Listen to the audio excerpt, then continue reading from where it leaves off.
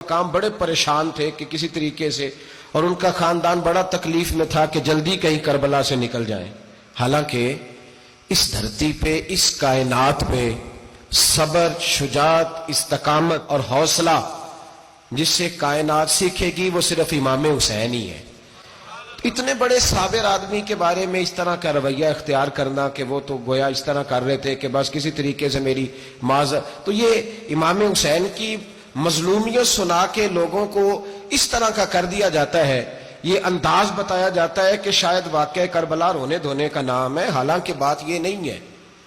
یزید کی لشکر جو امام حسین کے مقابلے میں آیا، امام حسین کے لشکر کی تعداد 72 تھی، تو یزید نے 22,000.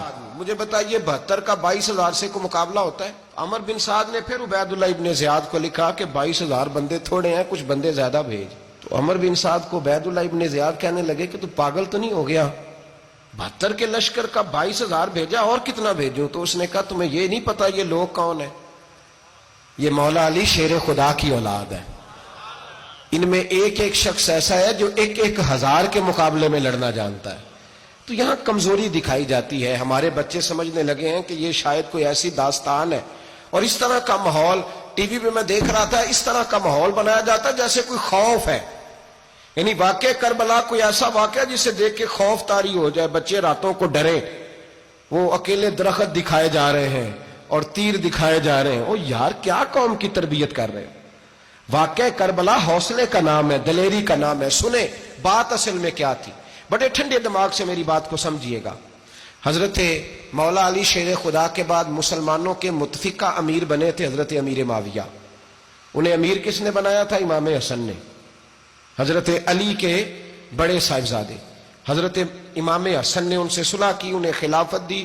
اور صحیح بخاری میں نبی پاک نے فرمایا تھا میرا بیٹا حسن سردار ہے، جب مسلمانوں کی جماعتوں میں لہو بہہ جائے گا تو حسن ان کی صلح کرا دے گا. وہ صلح امام حسن نے کرائی، جناب امیر معاویہ امیر بن گئے.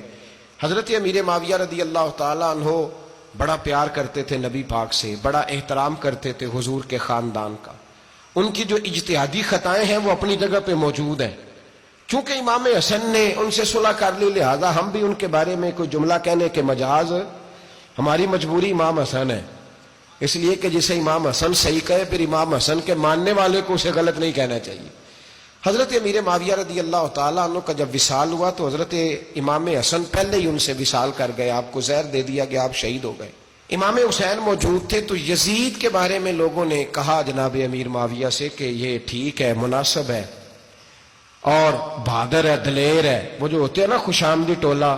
تو حضرت امیر معاویہ کے گرد بھی کچھ ایسے لوگ تھے، انہوں نے آپ سے کہا کہ یزید کو نامزد کر دیں. تو آپ نے یزید کو بلایا، حوالہ مجھ سے دیکھ لیجئے گا. بلا کے فرمایا کہ 3 بندوں کے سامنے اپنی خلافت پیش کرنا، اگر وہ تجھے مان جائیں تو امیر بن جانا، نہ مانے تو چپ کر کے گھر بیٹھ جانا.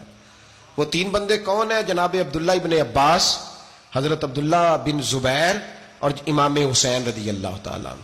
یہ وصیت فرمائی جناب امیر معاویہ. حضرت امام حسین کی وہ شخصیت تھی کہ مشکات میں حدیث ہے، نبی پاک صلی اللہ تعالیٰ علیہ وسلم کی چچی جناب ام فضل صبح صبح گھبرائی حضور کی بارگاہ میں آئیں، عرض کی یا رسول اللہ صلی اللہ علیہ وسلم آج میں نے عجیب خواب دیکھا ہے، میں ڈر گئی ہوں. حضور نے فرمایا چچی کیا دیکھا؟ عرض کی حضور میں نے دیکھا ہے کہ آپ کے وجود کا گوشت کا ایک ٹکڑا کٹ کے میری جھولی میں آ گیا ہے. حضور یہ کیا ہے؟ تو محبوب خواب سن کے مسکرائے، فرمایا چچی یہ پریشانی والا خواب نہیں، یہ تو خوشی والا خواب ہے. اللہ فاطمہ کو بیٹا عطا کرے گا اور وہ تیری گود میں کھیلا کرے گا. چونکہ وہ میرے وجود کا ٹکڑا ہوگا لہذا خواب تجھے یہ آئی ہے. تو امام حسین پیدا ہوئے، امام حسن کی عمر ابھی 11 مہینے تھی. تو نبی پاک نے امام حسین کو جناب ام فضل اپنی چچی کی گود میں دے دیا کہ فاطمہ کے لیے دونوں بچے سنبھالنا مشکل ہوگا. وہ خواب اس طرح پوری ہوئی. امام حسین سے حضور نے بڑا پیار کیا، بڑی محبت فرمائی نبی پاک سے. کچھ حدیثیں میں نے جمعے میں عرض کی تھیں. حضرت ابو ہریرہ رضی اللہ تعالیٰ عنہ کہتے ہیں یہ واحد بچہ تھا حضور کے گھرانے کا کہ میں نے دیکھا کہ نبی پاک صلی اللہ علیہ وسلم بیٹھے تھے تو یہ حضور سے کہہ رہے ہیں، نبی پاک سے، کہ نانا جی اٹھ کے کھڑے ہو. کہتے حضور کھڑے ہو گئے تو کہنے لگے میں نے آپ کے برابر جانا ہے. بچے جو مرضی ضد کر لیتے ہیں نا.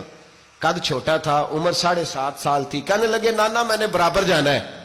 تو نبی پاک صلی اللہ علیہ وسلم نے ہاتھ پکڑ لیے، فرمایا چل پھر ہو جا.